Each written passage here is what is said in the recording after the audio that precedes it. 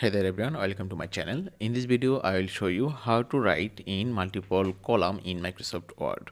So let's start it. At first we need to go to layout option, then click on column option, then we click first time two column, then we see that there are two divider in my page. Now I just write some text here, okay, and then we need to move on second column. So here is a shortcut command, Control Shift Enter, then I just move into second column and then I just paste the text again.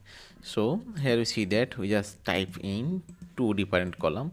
Now we just need to write in one column. So what condition we need to apply? Just go to break option and then click on continuous and then just click column and then again click one column option.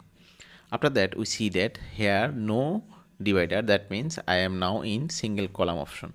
So if I write here equal to some random text, okay, I see that,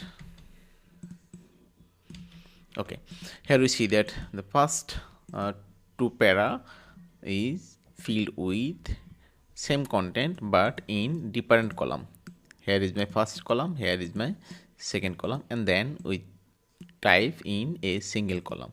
Now for our project purpose, if we need to type in three column, we then again click on break and then continuous, and in column option we just need to click three option. Here we see that three divider, that means here we able to type in three different column. So let's try. Okay, just type some text, Control Shift Enter, then type again, Control Shift Enter, type again. Okay, so we see that we are able to write in two column, single column and three column in a Microsoft Word page. That's it. Thank you.